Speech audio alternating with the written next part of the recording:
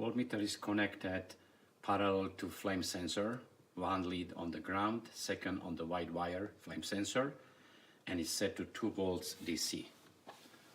Turn on Fireplace, waiting 5 seconds for pilot comes on. Pilot is on. A flame sensor sending signal what is very jumpy, up and down, and shuts down. Pilot is on,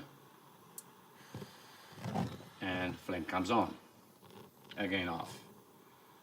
And that's what happened. And glass on the Fireplace is removed.